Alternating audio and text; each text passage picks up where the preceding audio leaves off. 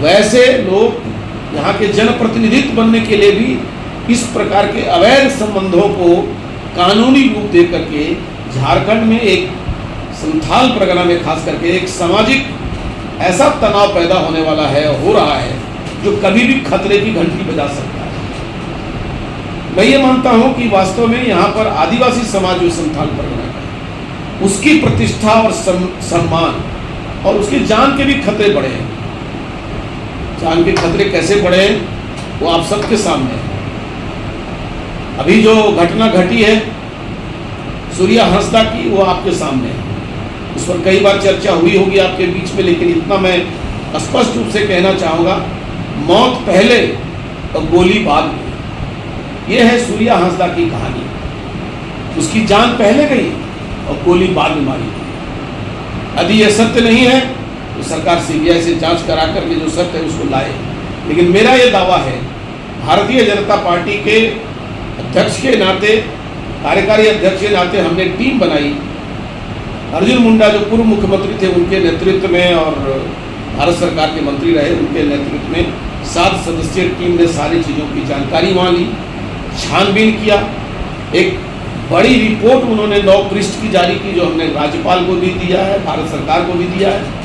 और उसमें बहुत स्पष्ट है कि सूर्या हंसदा पहले मर चुके थे, लेकिन रात के अंधेरे में उनकी मौत को कानूनी जामा पहनाने के लिए जंगल में ले जाकर के गोली मारी गई, और जहां गोली मारी गई वहां रक्त का कोई बूंद नहीं था। यह स्पष्ट है कि उनके शरीर को पहले ही जला दिया गया था। वो चाहे जिस चीज से जलाया गया वो तो जलाने वाले बताएंगे कि आखिर जल पूरे शरीर में चमड़े जले कैसे, वो आग से जले या बिजली से जले। लेकिन मरने के बाद गोली मारने के कारण ही जिस स्थान पर लाश मिली वहां पर खून के धब्बे, खून का कोई धार नहीं था। बीमार आदमी के भी खून निकलता है, लेकिन एक बीमार आदमी को अमानवीय रूप से मारा गया। इसलिए मैं कह रहा हूं कि यहाँ की बहु बेटियों की इज्जत विदेशी घुसपैठियों के हाथ में। ये यही दुमका है जहाँ पर एक हमारी बेटी की जिंदा जला दिया गया था। यही दुमका है, यही संथाल परगना है जहाँ एक बेटी को बलात्कार करके उसके टुकड़े टुकड़े करके फेंक दिए गए थे। और आज एक नौजवान यदि कोई सामाजिक अस्तित्व के लिए लड़ाई लड़ रहा था, उसको मारा भी गया और बाद में उसको गोली भी मार दी गई और कहा गया कि कानूनी रूप से मारा गया। ऐसा जघन्य अपराध करने वाली सरकार हमने कभी नहीं देखी। आज दुर्भाग्य यह है कि संथाल परगना और जेएमएम के और कांग्रेस के जो जनप्रतिनिधि हैं उनका प्रतिनिधित्व गैर झारखंडी करता है, जिसको झारखंड से कोई हमदर्दी नहीं, कोई मतलब नहीं। वैसे प्रतिनिधि हैं यहाँ के मंत्रियों के, यहाँ के सरकार के, जो सांसद और विधायक की प्रतिनिधित्व करता है, उसको झारखंड की दर्द नहीं है।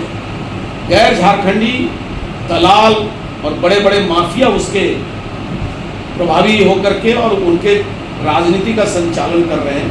मुझे इस बात का बहुत दुख के साथ हम चर्चा कर रहे हैं कि जो राजनीतिक नेतृत्व करता है वो तो सबका नेतृत्व करता है, लेकिन यहाँ जो जेएमएम को नेतृत्व करने वाले हैं उनका नेतृत्व कोई और करता है, और वो जो और करता है वो तस्कर है, वो बालू माफिया है, पत्थर माफिया है, जो पूरे झारखंड में सीमा पर, संथाल परगना के सीमा पर टैक्स वसूल करता है और ये कहता है कि जो मैं कहता हूं वो मान लो वरना तुम भी मारे जाओगे। सूर्या हंसदा को भी ये थ्रेटनिंग मिली थी। आज संथाल परगना, पाकुड़ और झारखंड के अंदर जो सामाजिक कार्यकर्ता हैं उनको ये कहा जा रहा है, धमकी दी जाती है कि या तो आप राजनीतिक माफियाओं के अंदर रह करके काम करिए वरना किसी की भी जान जा सकती है। अभी ऐसे माफिया और ऐसे जो दलाल हैं या इस प्रकार के जो तस्करी करने वाले लोग हैं, जो यहाँ संथाल परगना के आदिवासी जो सक्रिय हैं सामाजिक जीवन में, उनको रंगदार बता करके गोली मरवाने का काम कर रहे हैं और भयभीत करने की कोशिश कर रहे हैं। यहाँ कोई यदि आदिवासी यहाँ का संथाल परगना का रहने वाला मूलवासी यदि कोई बात पर आवाज उठाता है तो कहता है तुम रंगदारी करते हो, तुम अपराधी हो। जिस पार्टी का बुनियाद पीए की हत्या से कलंकित हो, गिरिडीह और आसपास के लोगों में सामूहिक हत्या से, चाहे वो चिरुडी कांड हो या जो भी कांड हो, ऐसी अनेक घटनाएं हुई जिस पर सामूहिक हत्या का आरोप लगा हो, वो पार्टी आज संथाल परगना में सामाजिक सक्रिय कार्यकर्ताओं के ऊपर रंगदारी का आरोप लगा रहा है। मुझे लगता है कि संथाल परगना को एक बार सतर्क होने की जरूरत है, तभी यहाँ के आर्थिक जीवन बच पाएगा, वरना इस क्षेत्र से खनिज संपदा की लूट हो रही है, धज्जियां उड़ रही हैं यहाँ की कानून की, सोशल वर्कर, राजनीतिक वर्कर को मारने की कोशिश की जा रही है। चुनाव जो लड़े, इस बार भी जो चुनाव लड़े, महीनों महीनों तक झूठे मुकदमा में, झारखंड से बाहर बंगाल में तो कोई कहीं जाकर के छुप करके महीनों बिताए। मैं अफसोस है इस प्रकार के वर्कर हम लोग के संपर्क में रहे। आप सब लोग जानते हैं कि किस प्रकार भोगनाडी में पिछले हूल दिवस के दिन में एक राजनीतिक वर्कर को झूठा कारतूस दे करके और केस में फंसा करके जेल भेजने का काम किया गया, जिसे कोर्ट ने बेल दे दिया। तो एक राजनीतिक षड्यंत्र ऐसा चल रहा है कि संथाल परगना किसी पार्टी का, किसी ग्रुप का थाली का कौर हो और वो जब चाहे उसको खा जाए। मैं आपसे ये कहना चाहता हूँ कि एक बार मैं आह्वान करने आया कहता हूँ कि ये जो हमारा अभियान चलने वाला है उसमें हम जनता को जगाएंगे।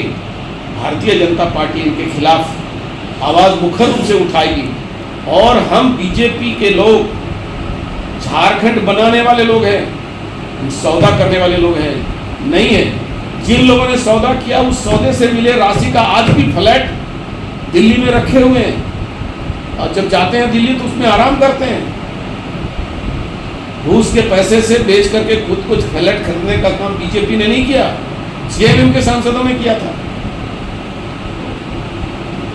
आज फिर से एक बार सतर्क होने की जरूरत है और हम ये आरोप लगा रहे हैं कि या तो झारखंड में राजनीतिक दायित्व का निर्वहन संवैधानिक रूप से वर्तमान सरकार करे, अन्यथा भाजपा का निर्माता भारतीय जनता पार्टी आने वाले दिनों में अपने संघर्ष के लिए सड़क पर उतरेगी और झारखंड के इस भाग का, खास करके संथाल परगना के अस्तित्व की रक्षा के लिए हम जरूर आवाज उठाएंगे।